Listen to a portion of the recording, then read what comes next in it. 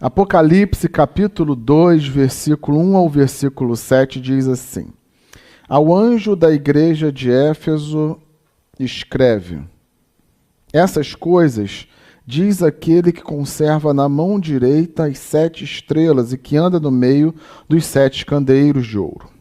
Conheço as tuas obras, tanto o teu labor quanto a tua perseverança, e que não podes suportar homens maus, e que puseste à prova os que a si mesmos se declaram apóstolos e não são, e os achaste mentirosos. E tens perseverança e suportaste provas por causa do meu nome, e não te deixaste esmorecer. Tenho, porém, contra ti que abandonaste o teu primeiro amor. Lembra-te, pois, de onde caíste, arrepende-te e volta à prática das primeiras obras. Senão venho a ti e moverei do seu lugar o teu candeeiro, caso não te arrependas. Tens, contudo, a teu favor que odeias as obras dos nicolaítas, as quais eu também odeio. Quem tem ouvidos, ouça o que o Espírito diz às igrejas. Ao vencedor, dar-lhe-ei que se alimente da árvore da vida que se encontra no paraíso de Deus. Amém. Amém, queridos.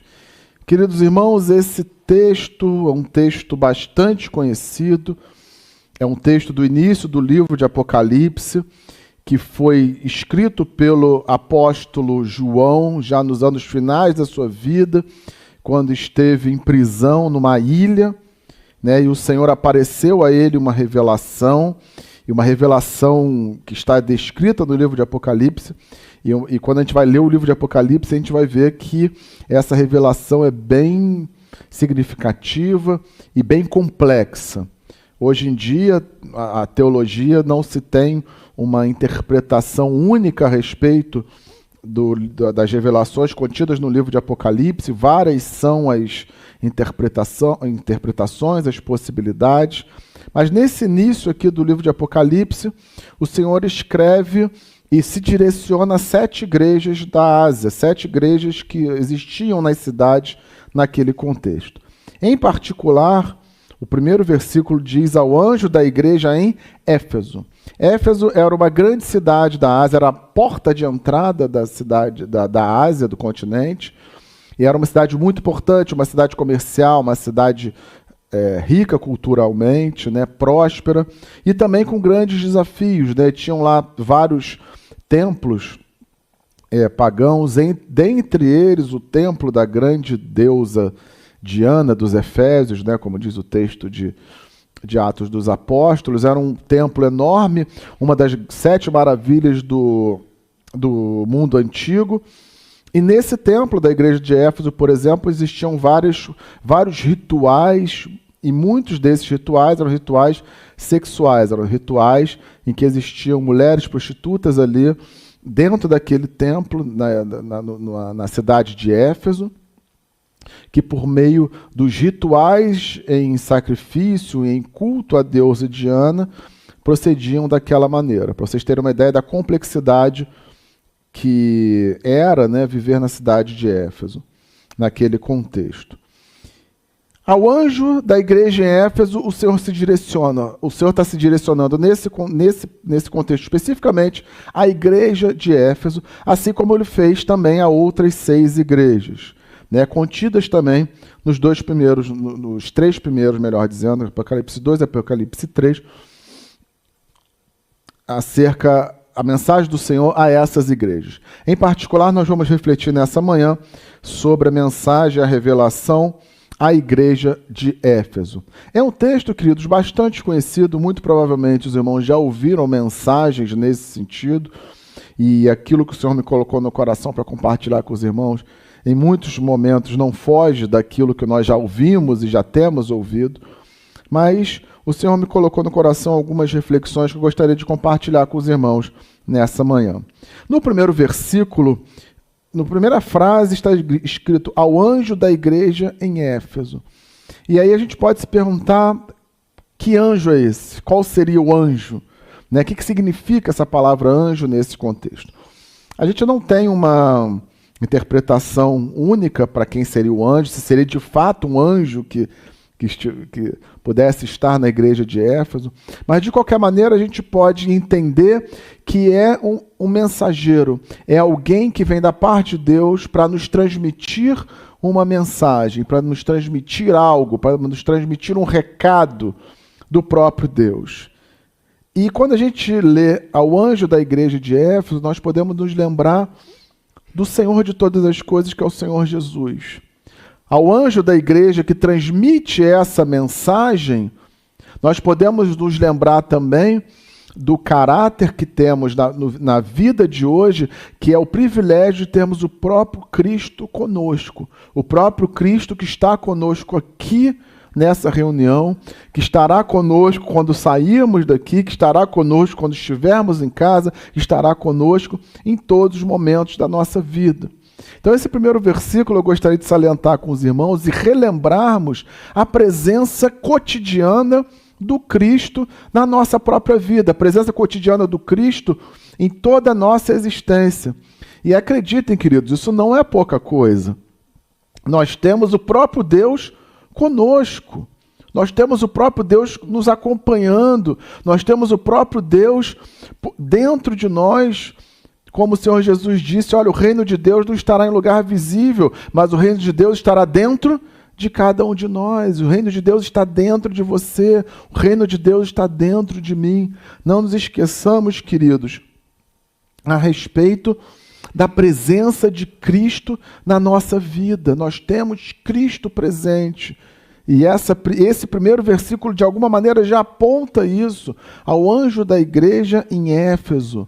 Isso aponta um local de transcendência dentro do nosso contexto. Cristo é um Cristo que é Deus, mas ao mesmo tempo está conosco. Ele está nos céus, mas também está conosco por meio do Santo Espírito de Deus. Assim, queridos, no segundo versículo, ele diz assim: conheço as tuas obras. O Senhor conhece as nossas obras. E é lógico que aqui ele conhece todas as coisas, ele sabe todas as coisas que fazemos. Não há nada que possamos fazer que esteja oculto, ou que ele não consiga ver, ou que ele não consiga perceber, ou que ele já não saiba antes que sequer que a gente pense.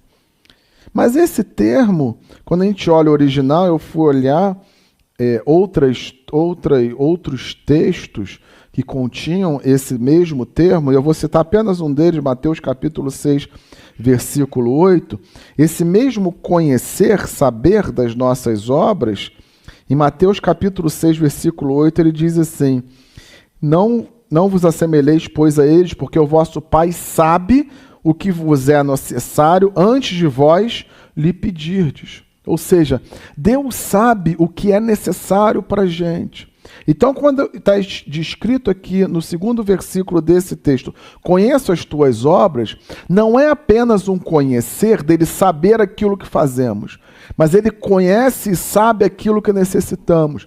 Ele conhece e sabe aquilo que somos. Ele conhece e sabe aquilo que almejamos. Ele conhece e sabe quais são as nossas demandas, o que é que o nosso coração pede, o que é que o nosso coração necessita. É um Deus, como diz o texto, que sonda e conhece o nosso coração, que nos conhece por inteiro.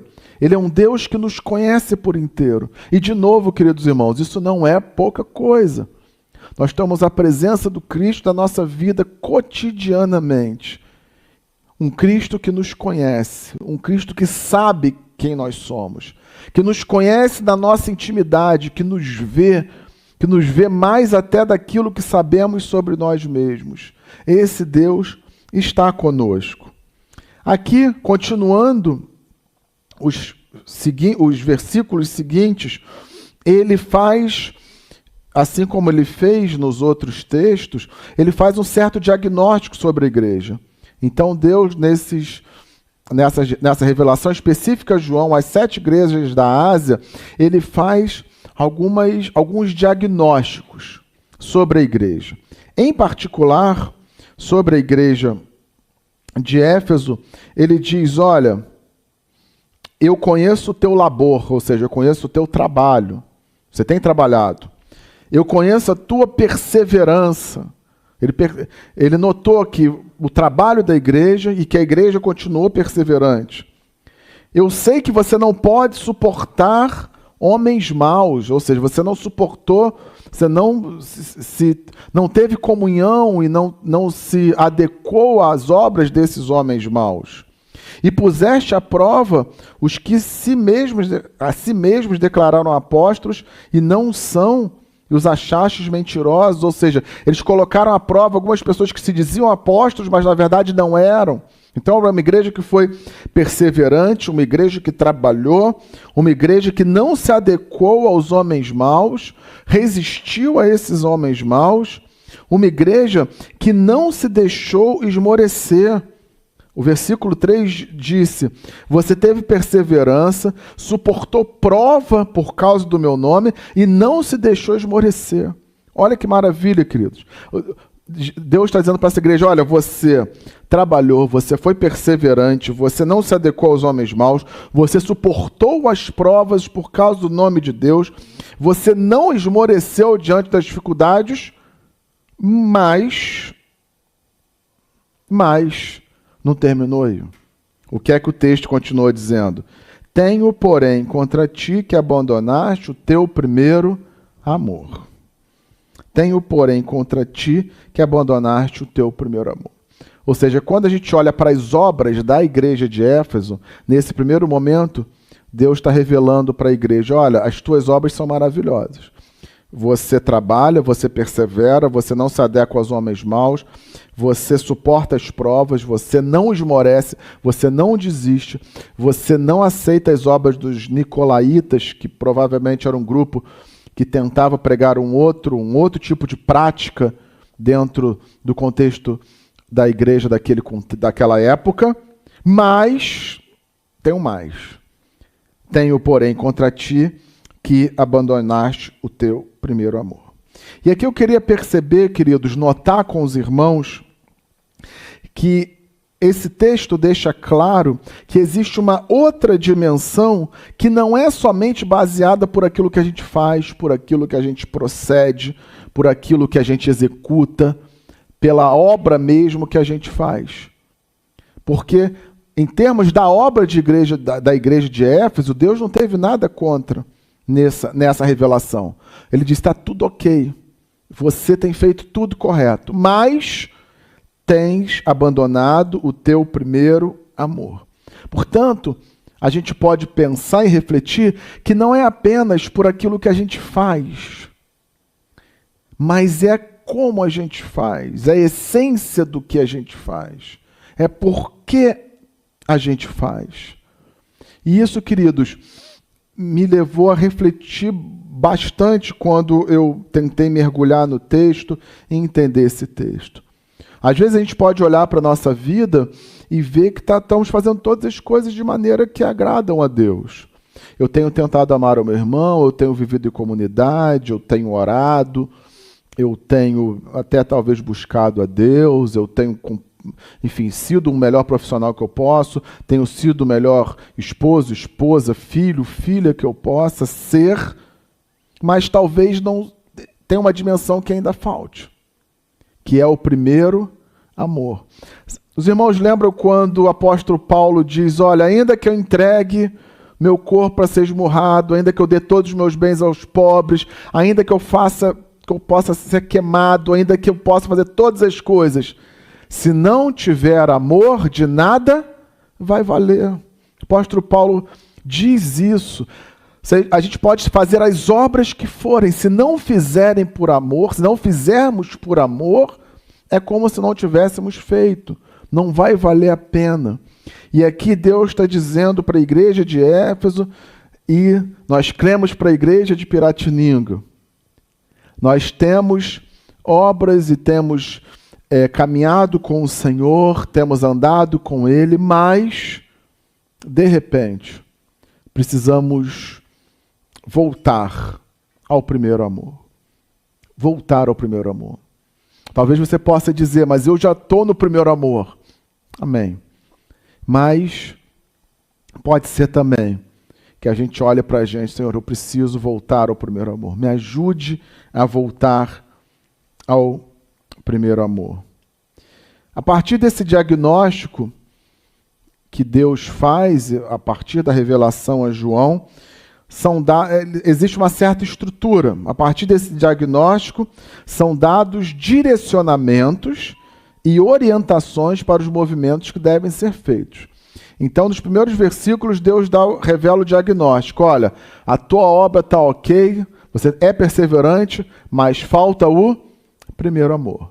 E Deus não termina aí, ele dá em seguida algumas orientações. Que orientações são essas? Vamos voltar ao texto. Versículo 5, as orientações são: lembra-te, pois, de onde caíste. Ponto, vírgula. Lembra de onde caíram. Lembremos de onde caímos. Qual foi o ponto? Qual foi o momento? Continuando. Arrepende-te. É um chamado ao arrependimento. Em seguida, volta às práticas das primeiras obras. Observe, queridos, que são pelo menos 3 orientações aqui. Lembra-te de onde caíste. Lembra da tua vida quando você era mais fervoroso, quando você estava mais próximo do Senhor. Talvez você esteja mais próximo hoje do que esteve antes, amém. Mas talvez você não esteja tão próximo como já esteve. Arrepende-te. Porque, queridos, para o homem, eu sempre percebo isso quando eu vejo os personagens na televisão, para o homem é muito difícil se arrepender de algo. É muito difícil a gente se arrepender de alguma coisa, não é fácil. Se tem alguém aqui que tem facilidade de se arrepender e confessar esse arrependimento, eu tiro meu chapéu e cumprimento, porque para mim definitivamente não é fácil. Quando eu vejo pessoas sendo perguntadas em entrevistas na televisão e na internet, a pergunta quando é direcionada da seguinte maneira: você se arrepende de alguma coisa que você fez? Em geral, as pessoas que eu tenho visto dizem assim: não me arrependo. Não me arrependo. Às vezes até usa de eufemismo e diz assim: eu não me arrependo de nada, mas eu não faria de novo isso. É difícil a gente confessar e a gente realmente se arrepender. Mas o arrependimento é a essência do Evangelho. A essência do Evangelho é o arrependimento, passa pelo arrependimento. Lá na revelação das Boas Novas, na revelação do Evangelho, o João Batista e depois Jesus pregavam o arrependimento. Arrependam-se porque o reino dos céus é chegado. Então o chamado para o Evangelho, ele passa pelo arrependimento. Não há cristianismo sem arrependimento. Não há reino de Deus sem arrependimento. Nós precisamos nos arrepender. Ainda que o nosso homem carnal diga que não precisa se arrepender e relute em se arrepender, mas nós precisamos nos arrepender. Como o Senhor orienta aqui a igreja de Éfeso. Arrepende-te. O que é que temos feito na nossa vida? Quais são os direcionamentos que nós temos feito? Quais são as decisões da nossa vida que nós temos feito e que nós precisamos nos arrepender? Coloquemos isso diante do Senhor, para que o Espírito nos revele, para que o Espírito nos ajude a discernir sobre o que nós precisamos nos arrepender. E aqui, como uma terceira orientação, ele diz: volta à prática das primeiras obras. Volta à prática das primeiras obras. Quais eram as obras, queridos, que nós fazíamos lá atrás no primeiro amor e que nós não fazemos hoje? Eu não vou conseguir responder isso para você, tenho tentado responder para mim. E eu confesso que eu estava aqui já pensando nessa palavra e louvando a Deus aqui junto com os irmãos, e lembrando dessa mensagem e me lembrando de como no início da minha conversão, qual era a minha alegria em louvar a Deus e me entregar a Ele, por exemplo, no momento do louvor congregacional. E aquele momento para mim era quase que era inesquecível, era sublime, eu não queria sair dali. E ali eu orei, eu e o Senhor, falei: Senhor, eu quero te louvar como eu te louvava lá naquele contexto, lá naquela época, com aquele fervor, com aquela alegria, com aquela entrega.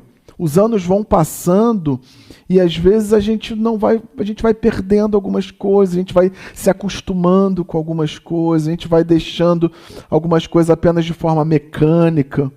quando na verdade não é para ser assim, é para a gente se entregar de coração, estar ali de corpo e alma, entregando genuinamente ao Senhor. Quais são essas primeiras obras que nós precisamos voltar à prática? Eu convido você a refletir, a pensar sobre a tua vida. Quais são as obras que você precisa voltar? Talvez, queridos, a volta dessas primeiras obras, elas tenham que ser ressignificadas, porque as primeiras obras que a gente fez são em tempos anteriores, em um mundo anterior, em um contexto anterior, em uma realidade anterior, que muito provavelmente são completamente diferentes da realidade que a gente vive hoje. O Vinícius que se entregava ao Senhor lá atrás e louvava com todo o coração, se entregava absurdamente, é um Vinícius diferente de hoje, um Vinícius que já passou por bastante coisa da vida. Nós somos hoje pessoas diferentes do que já fomos há 10, a 20, a 30 anos atrás. Nós somos outras pessoas. E talvez a prática dessas obras ela tem que ser ressignificada a partir do nosso eu hoje, a partir do nosso contexto hoje. Talvez eu não consiga me entregar da maneira como eu me entregava lá para louvar. Eu não consigo viver aquilo novamente, mas eu posso me dispor diante da realidade que eu vivo hoje e dizer, Senhor, me ajuda a te louvar como eu te louvava lá atrás. Me ajude a ser sincero com o Senhor da mesma maneira que eu era sincero lá. Eu não sei como fazer isso, mas eu quero entregar isso ao Senhor. Voltemos, queridos irmãos, à prática das primeiras obras. Que primeiras obras são essas? Que o Espírito Santo revele a vocês. Talvez essas primeiras obras, como eu disse, tenham que ser ressignificadas, porque o contexto é diferente, nós somos diferentes, mas que elas sejam revividas de alguma maneira, que nós voltemos à prática dessas primeiras obras, que nos lembremos de onde caímos, de onde podíamos fazer melhor e não fizemos, que possamos nos arrepender e que possamos voltar à prática das primeiras obras. Queridos irmãos, o texto diz, tenho contra ti que abandonaste o teu primeiro amor. O que é o primeiro amor? Que primeiro amor é esse que está sendo dito aqui? Eu não vou conseguir caracterizar completamente, com certeza, porque eu acho que é uma tarefa impossível. Mas esse primeiro amor talvez seja aquele primeiro encontro que nós tivemos com o Senhor. Aquele primeiro momento em que nós nos vimos diante de Deus e a nossa vida mudou completamente. O termo para arrependimento no Novo Testamento é metanoia. A metanoia, a ideia do grego é que produza uma mudança completa de dentro para fora. Portanto, quando encontramos com o Senhor, quando nos entregamos ao Senhor, quando nos convertemos ao Senhor, nós passamos por esse processo, essa metanoia. É impossível nós termos um encontro com o Senhor e continuarmos da mesma maneira, continuarmos da mesma forma. Não é possível, porque essa metanoia, essa transformação vem de dentro para fora. Essa transformação vem de dentro para fora. É um primeiro amor que mudou e tem mudado a nossa vida, a nossa realidade. Nos faz ter um novo sentido. A partir do momento que tivemos esse encontro com o primeiro amor, que é o próprio Deus estando conosco, a nossa vida foi mudada, a nossa vida passou a ter um sentido mais amplo. Nós temos um outro entendimento da vida, uma outra visão da vida, que aqueles que não tiveram essa metanoia não têm. Não dá para obrigar as pessoas a visualizarem dessa maneira. Somente o Espírito Santo pode fazer essa obra. A nós cabe pregar, testemunharmos e vivermos. Esse amor, queridos, ele muda a nossa vida, muda a nossa realidade. Esse primeiro amor foi o amor que tem mudado a nossa vida. É o que a teologia reformada chama também de regeneração. É um processo em que a gente é regenerado, a gente é mudado a partir do contato com o Senhor, a partir da salvação de Cristo Jesus na nossa vida. Que esse primeiro amor, a gente nunca se esqueça dele, querido. esse amor que muda a nossa vida, que é o motivo de estarmos aqui hoje. Viemos todo mundo, acordamos pela manhã, viemos até aqui, porque o Senhor transformou a nossa vida. Por isso, todos nós estamos aqui nessa manhã. Queria que os irmãos notassem, queridos, que a situação revelada a essa igreja era uma situação de um comportamento da igreja ético e correto como igreja, como uma postura comportamental. Ou seja, não basta nós termos apenas um comportamento ético e um comportamento correto, mas falta o primeiro amor. O comportamento ético e correto, ele precisa estar vinculado com o amor. Nesse contexto, precisa estar vinculado com o primeiro amor. E assim, queridos, quando nós olhamos que a gente pode ter posturas corretas, mas que ainda assim o Senhor nos diga, falta amor aí, de maneira que não vai valer a pena. Existem dois riscos que eu queria citar rapidamente com os irmãos. O primeiro risco é da gente continuar fazendo obras corretas, éticas, mas sem amor. E isso tende, se a gente não pensar sobre isso, isso tende a uma religiosidade vazia. Nós passamos a viver e reproduzir apenas os aspectos religiosos, as boas obras, apenas por um aspecto religioso, apenas por obrigação, apenas porque nós estamos acostumados a fazer e vamos continuar fazendo. Se nós fazemos sem amor, nós podemos cair num extremo da religiosidade vazia.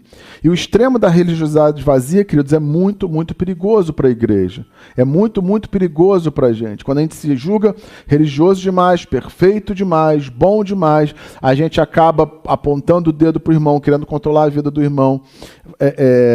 E aí criando intrigas na igreja, criando obstáculos, criando divisões, criando dissensões. Isso é muito ruim.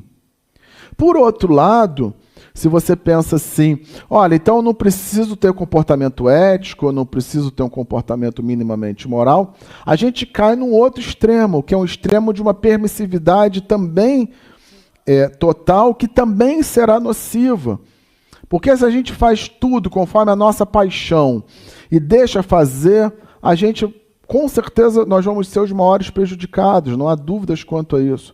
O apóstolo Paulo diz, olha, todas as coisas me são lícitas, mas nem todas me convêm. Se eu me entrego a todas as minhas paixões, a tudo aquilo que eu quero, na verdade eu vou ser escravo delas. E não, de repente, não passando muito tempo, eu posso ser um dependente químico, eu posso ser uma pessoa entregue a essas paixões que vão me transformar em escravos de vícios e de coisas muito ruins, que serão ruins para a minha vida e para a vida daqueles que estão em volta. Portanto, queridos, a prática das boas obras, ela deve vir acompanhada por amor genuíno, por amor verdadeiro, genuíno, orgânico. Queridos, o que tem nos feito afastar do nosso primeiro amor? Eu não consigo responder isso, mas eu queria levantar algumas hipóteses. Será até que ponto essa vida cotidiana corrida, que a gente não tem tempo para sentar com a família, não tem tempo para conversar, não tem tempo para estar com as pessoas, não tem tempo para refletir, até que ponto isso pode estar nos afastando do primeiro amor? Nessas viagens, eu estava com a Ana Paula, mas um casal de amigos, nós estávamos jantando, e aí eu vi uma cena que eu até tirei uma foto assim de longe, e é uma cena que eu tirei a foto, mas é uma cena que provavelmente eu e a Ana Paula já fizemos, outros casais já fizemos, e talvez os irmãos já fizeram. Eu tirei a foto e aquilo me chamou muita atenção. E quando a gente com outro é mais fácil de ver quando é com a gente. Era um casal, eles estavam de frente a frente, e ele estava com o celular assim, e ela estava, a esposa também com o celular assim. Então estava um de frente para o outro, mas os dois não estavam se olhando, estavam olhando para o celular. E isso é um sintoma, talvez, do nosso tempo, da nossa geração. Muito provavelmente eu já tenha feito isso, essa mesma cena, em vários momentos. Mas quando eu olhei aquilo, eu falei assim, cara, eu não quero isso. Eu não quero isso, porque você perde a conexão. A gente, ao invés de estar conectado com o outro, nós estamos conectando com uma máquina. E esse é um tempo único na história da humanidade, até aqui. Daqui para frente a coisa tende a piorar e a ficar mais complexa. Assim, queridos, essa vida urbana corrida, até que ponto tem nos feito afastar do primeiro amor? As nossas relações têm sido relações sólidas, têm sido relações robustas, a sua relação conjugal tem sido uma relação sólida, a sua relação com os seus filhos, com as pessoas que o cercam, ou tem sido substanciais, têm sido orgânicas, ou as nossas relações estão como relações líquidas, relações superficiais, relações que não têm conteúdo, relações que não têm essência. Essas relações são muito frágeis, são muito ruins. Nós vamos celebrar a ceia do Senhor daqui a pouco. E um dos últimos momentos que Jesus teve com os discípulos foi exatamente numa mesa, estando todos juntos, estando todos unidos, estando todos conversando, estando todos olhando olho no olho, com o discípulo deitado no ombro de Jesus e eles conversando e compartilhando das suas próprias vidas. Não tinha um aparelho, não tinha nada ali que pudesse distraí-los como tem hoje. Que a gente possa dar valor a essas relações, a gente possa dar mais conteúdo, mais substância a essas relações. Que a gente possa ter um relacionamento mais próximo com os nossos próximos, um relacionamento de fato. Que possamos dedicar menos tempo à máquina do que ao outro. É um grande desafio, mas nós podemos. Sem dúvida, nós podemos ter relações mais sólidas e nos livrarmos de alguma maneira, dessa vida corrida que a gente tem a viver. Que a gente tem vivido, melhor dizendo. Assim, queridos, nós temos, e aí já caminhando aqui para o final, nós temos uma avaliação e uma orientação clara. A avaliação do Senhor para essa igreja, ele diz, as suas obras estão ok, o seu comportamento doutrinário está ok, a sua visão doutrinária está ok, mas está faltando o primeiro amor. E ele dá conselhos. Quais são as orientações do Senhor? Volta às primeiras obras, arrependa-te e volte a viver com o primeiro amor. Nessa manhã, queridos irmãos, nós temos um convite para ressignificar a nossa vida. Temos o convite para ressignificar as nossas posturas, as nossas decisões, como nós gerenciamos o nosso tempo. O convite é voltar a viver com o primeiro amor. Eu, quando estava preparando esse sermão, queridos, me veio eu preparando, orando, e me veio um pensamento, que para mim foi duro e foi difícil, que é o pensamento, Vinícius, ok, você vai pregar sobre o primeiro amor, foi o que você sentiu no coração, mas a pergunta que me foi feita foi, Vinícius, você tem estado à frente da igreja, desse processo de revitalização, está alegre com os irmãos, mas você tem feito isso por causa do primeiro amor ou porque é uma tarefa sua, né, como pastor ou como uma pessoa que se dispõe a ser usada por Deus? Entendem a nuance? Se eu, como pastor, estou à frente e a gente consiga, por meio da ação do Espírito Santo, por meio da ação do próprio Deus, ter uma comunidade cada vez mais abençoada, mais ampla, mais abrangente, se a gente conseguir, eu creio que vamos conseguir, mas se isso não for feito por meio do primeiro amor, vai valer alguma coisa? Acho que não. A orientação é clara nisso.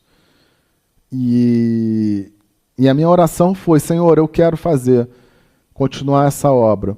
Não porque é apenas uma missão, ou aquilo que o Senhor nos colocou no coração, e a gente crê que o Senhor nos trouxe a todos nós para isso aqui, para essa missão, todos nós, para essa mesma missão, mas que ao realizarmos essa missão, queridos, possamos realizar a partir do primeiro amor, para que não chegue depois o tempo posterior e o anjo do Senhor diga à igreja de Piratininga: olha, vocês são uma igreja que prosperaram, vocês são uma igreja que não suportaram os maus, são uma igreja que estiveram unidas e juntas, vocês trabalharam, foram perseverantes, mas vocês perderam o primeiro amor.